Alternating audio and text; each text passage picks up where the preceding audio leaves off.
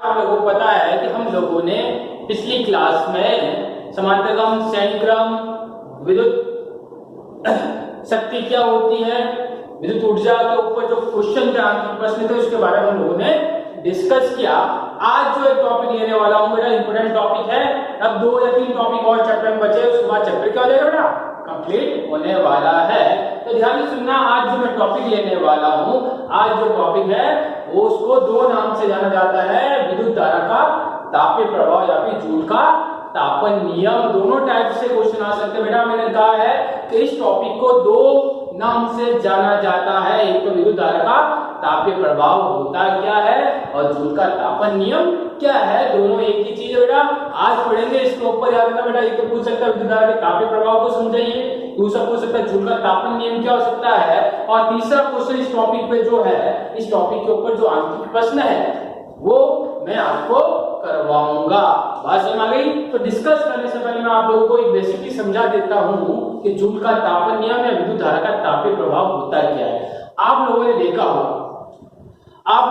होगा कि किसी, मैं एग्जांपल लेता हूं, आप लोगों ने घर पे देखी होगी इस्त्री, देखी होगी प्रेस, देखा होगा।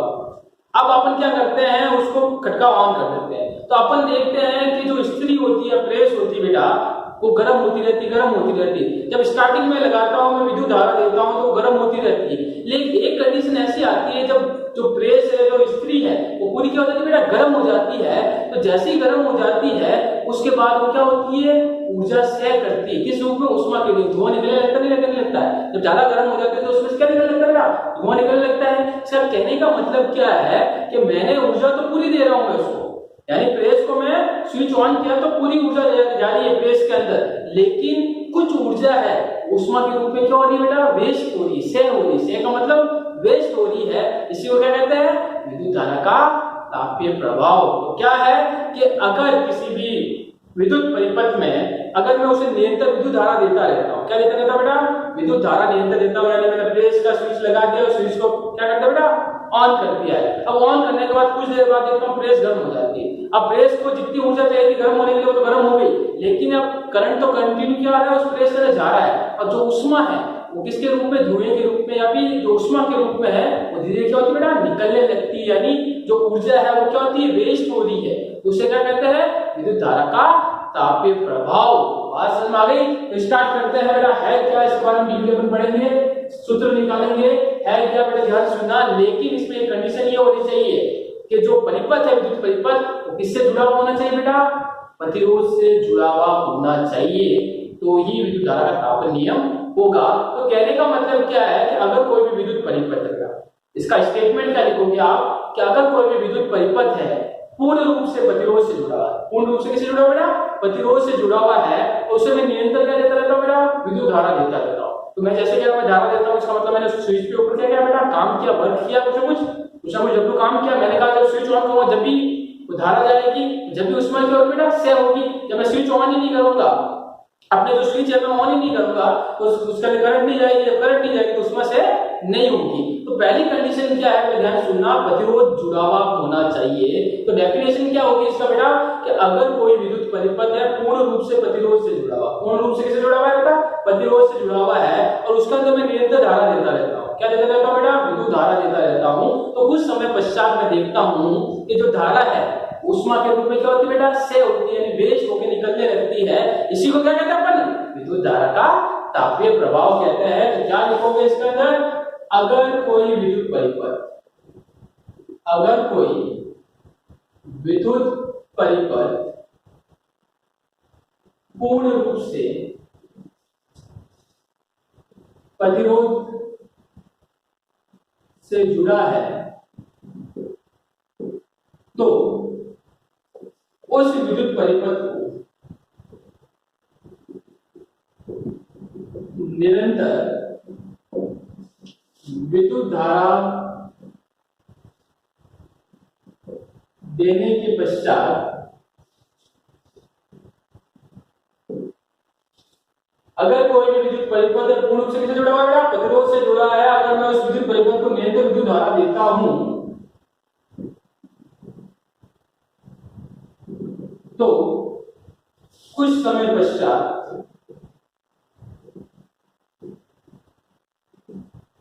विद्युत ऊर्जा उष्मा के रूप में क्षय होने लगती है,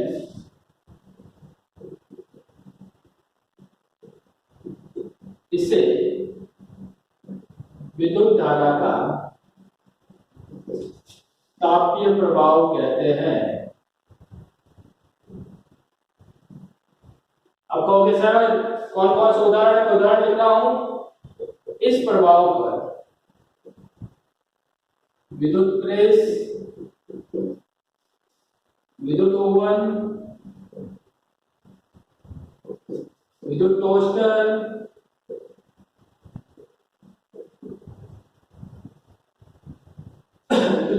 गीजर आदि कार्य करते हैं। तो बेटा मैंने क्या कहा है, इसका एग्जांपल और दे देता हूं, आपको ज्यादा समझ में आएगा। कहने का मीन्स क्या? देखो मेरी बात सुनना। मैंने कहा है, आप लोगों ने देखा होगा, गर्मी के दिनों की मैं बात करता हूं। आप लोगों ने गर्मी में देखा होगा कि घर के अंदर जब मैं 100 वाट का बल्ब, ट्यूबलाइट की बात नहीं कर रहा बेटा, बल्ब की बात करता हूं। आप लोग देखते हो जैसे बल्ब ऑन कर देते हो, तो जैसे बल्ब ऑन कर देता हूं तो रोशनी तो वो देता है, एक कुछ समय पश्चात देखोगे कि वो गर्म हो जाता है। क्या हो जाता है बेटा? गर्म हो जाता है। यानी जो मैं ऊर्जा, विद्युत ऊर्जा दे रहा हूं उस विद्युत परिपथ, अपन विद्युत परिपथ की बात कर रहे हैं तो उसके बारे में एग्जांपल लेंगे।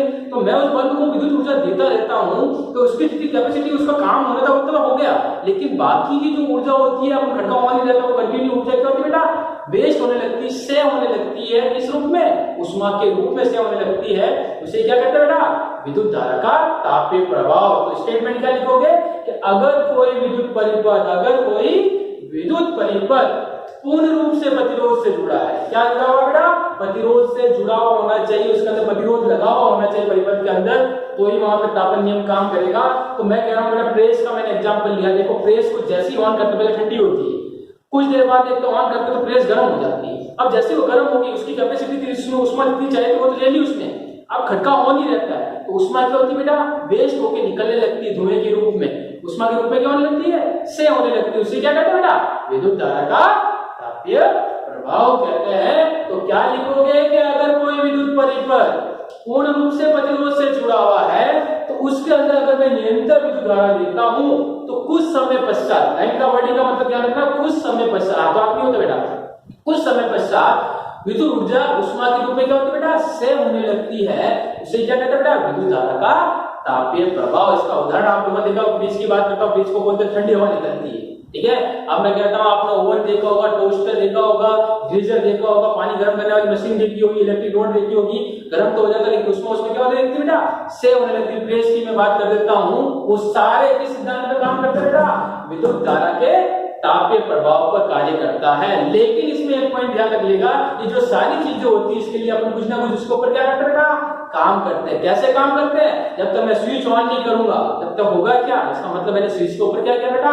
काम किया है। यानी जो भी काम किया है मैंने स्विच के ऊपर, तो किसके रूप में है? उष्मा के रूप में निकल रही है। यानी जो W मैंने कार्य किया बेटा, उष्मा के रूप में क्या हो रही, धीरे धीरे निकल रही है। तो इसका मतलब क्या है? मैं डेरिवेशन इसके ऊपर सूत्र निकालता हूं, मैंने ध्यान से सुनेगा। माना किसी विद्युत परिपथ में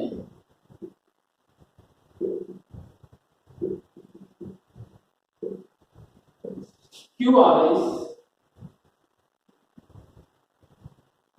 प्रवाहित किया जाता है, तो विभव, ध्यान से देखिएगा, विभव V उत्पन्न होता है। तो उस आवेश को प्रवाहित करने में किया गया कार्य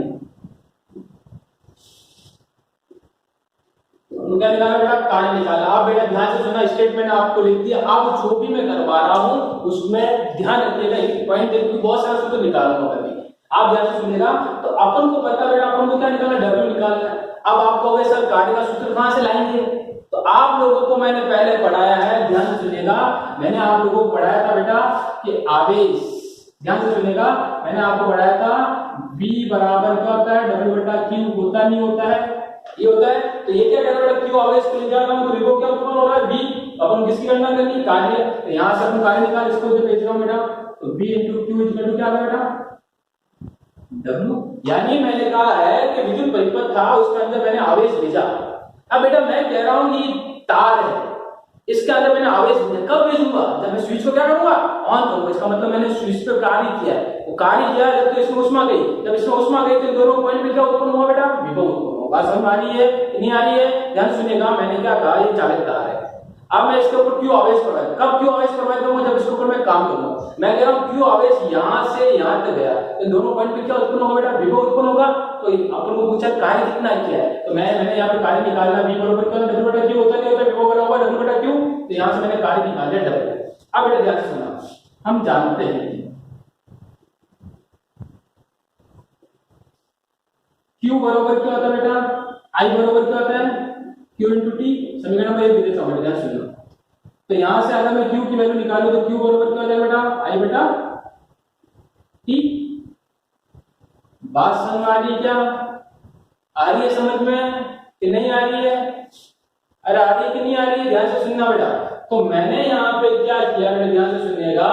आप लोग क्या कर सकते हो, v की जगह भी क्या रख सकते हो बेटा, v की वैल्यू क्या होता है, IR भी रख सकते हो, नहीं रख सकते हो। ध्यान से देखिए मैंने जो कैलकुलेशन किया है, ध्यान से एक बार चेक कीजिए। मैंने क्या किया है, मैंने कहा कि विद्युत परिपथ क्यों आवेश देता हूं तो विभव भी उत्पन्न होता है, तो कार्य मैंने निकाल लिया, v * q = I। अपन को पता है बेटा q बराबर क्या होता है, I * t।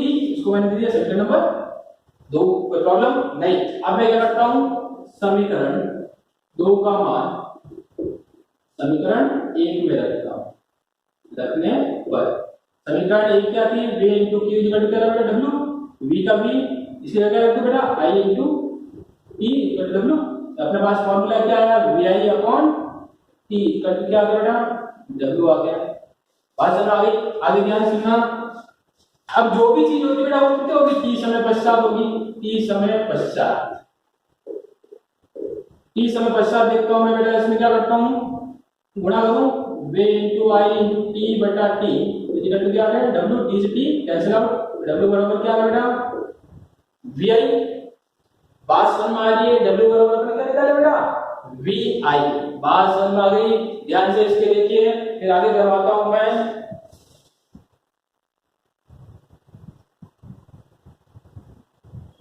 जल्दी देखिए इसको,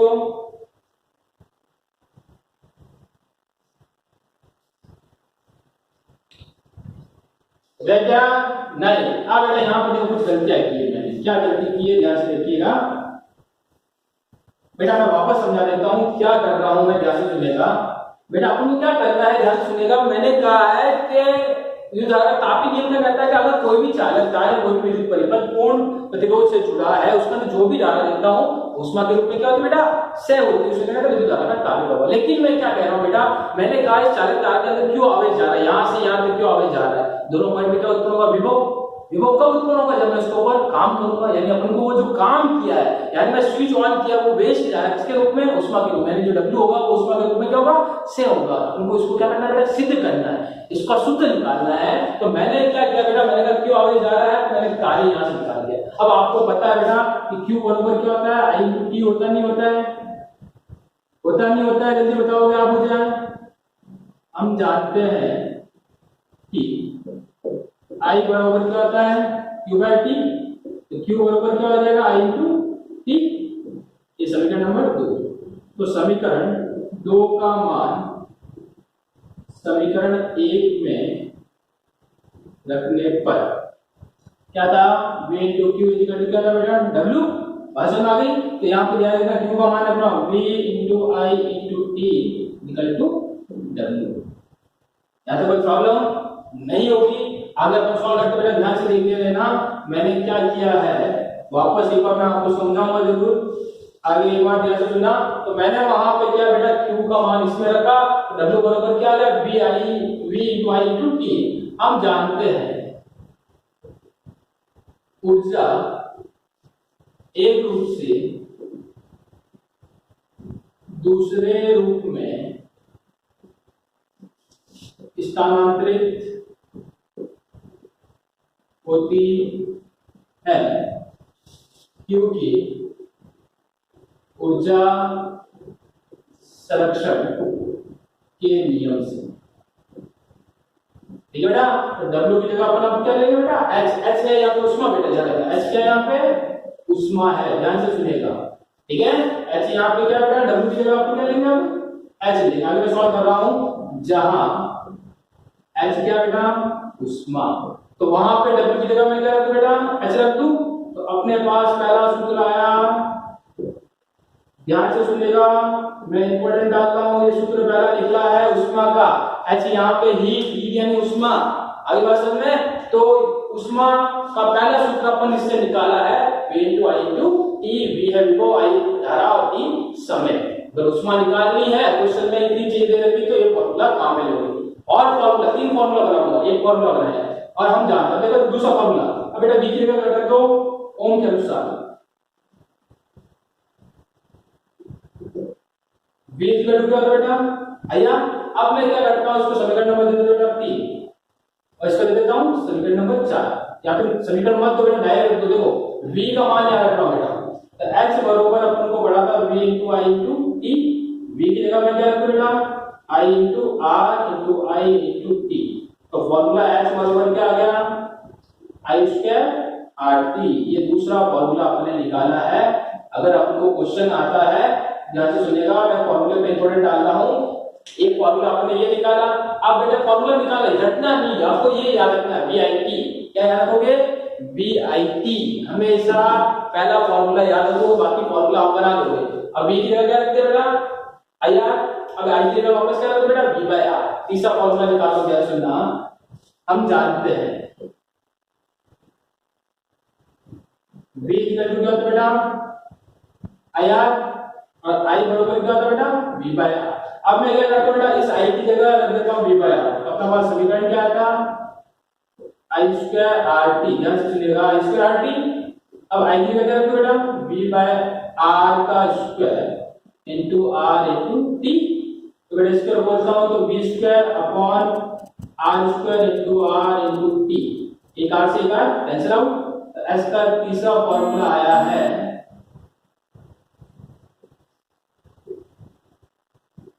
बात समझ में आ गई। मैं वापस एक बार समझा रहा हूं, पहले एक बार आप तीनों जो फॉर्मूला स्टार्टिंग मैंने यहां से की थी, सेकंड नंबर ये, थर्ड नंबर ये, तीनों को एक बार डेरिवेशन मैंने कैसे किए बस समझिए।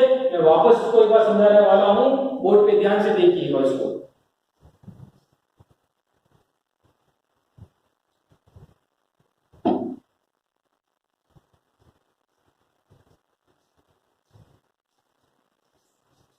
हो गया, देखो बेटा एक बार वापस समझा देता हूं है क्या। पहले मेरी बात ध्यान से सुनिएगा, मैंने कहा क्या है कि विद्युत धारा का तापीय प्रभाव या जूल का तापन नियम होता क्या है कि अगर कोई भी विद्युत परिपथ पूर्ण रूप से प्रतिरोध से जुड़ा है, उसके अंदर जो भी धारा दे रहा हूं, अगर फीलिंग नहीं आ रही है तो करंट लगा सकता हूं मैं, ध्यान से सुनिएगा।